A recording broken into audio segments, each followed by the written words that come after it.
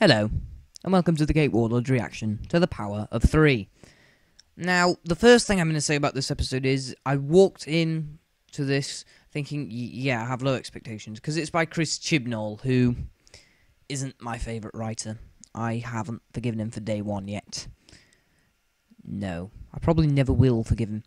Another thing, but shall I tell you what I've noticed as of late? You know Rory's dad, I think he was in Red Dwarf. I think he was Peterson. I've seen all 8 series of Red Dwarf, along with Back to Earth, and I'm awaiting Red Dwarf X. I will post reaction videos to Red Dwarf X, because Red Dwarf is awesome. But enough about Red Dwarf, and now let's get back to Doctor Who. Anyway, now, the plot here is that Amy and Rory have one life with each other and another with the Doctor, and there's all time travel-y stuff going on, and it's like where the Doctor crosses over into their life, and it's all okay. Now, as the episode begins, it's all these cubes raining, and it's Rory's dad coming at 6:30 in the morning, going, "Hey, there's loads of cubes here. Also, I was in Red Dwarf." So that's basically what was happening there. Well, you know, all these cubes start raining, and, you know, it just elevates from there. We're like, are they dangerous? And long invasion, and about 9 months later, they come awake, and they start doing things, and other things, and stuff, and yeah, they all do different things, and that's basically all I have to say about the cubes, really, without spoiling it. I tried to do spoiler-free, but right.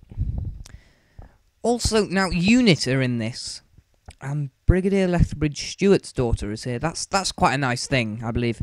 Brigadier Lethbridge Stewart, one of my favourite characters. I remember him. I can remember him from the classic series.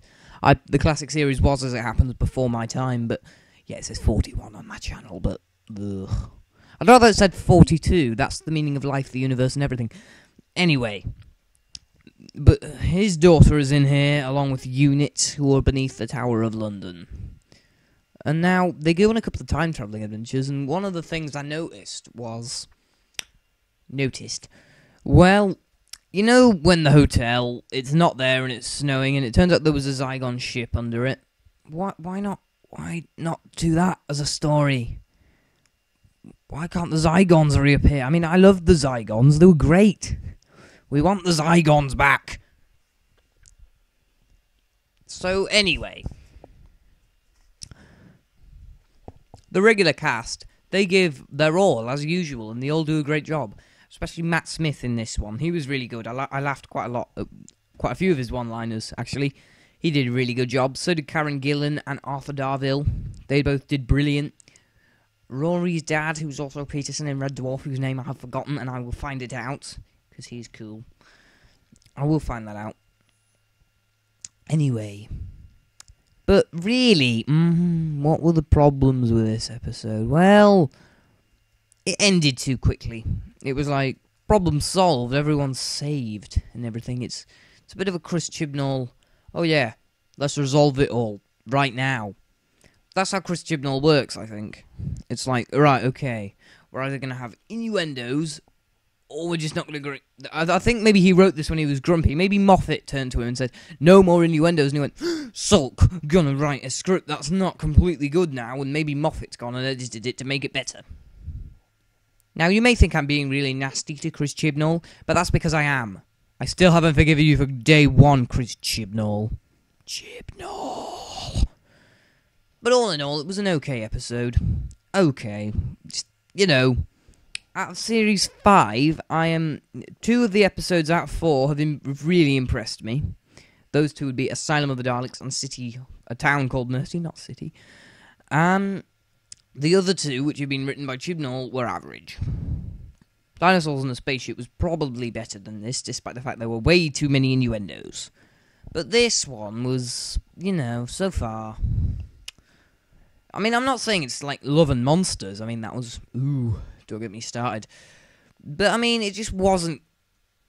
You know, it had a hype-up thing, but it just failed to... I'm babbling now, so I'm going to go. This is the CakeWarlord. Please comment, subscribe, like, yada, yada, yada, and things. Anyway, I will see you on my next reaction to the next episode with the Weeping Angel. So that's got quite a big hype up, really. Weeping Angels are back. That does seem very good, and it's Amy and Rory's last episode. I am going to miss them greatly, but I think Jenna Louise Coleman is going to do a very good job. So anyway, this is the Cake Warlord saying goodbye. Please subscribe, comment, yada yada yada. As I've already said, this is the second time I'm saying it. Goodbye.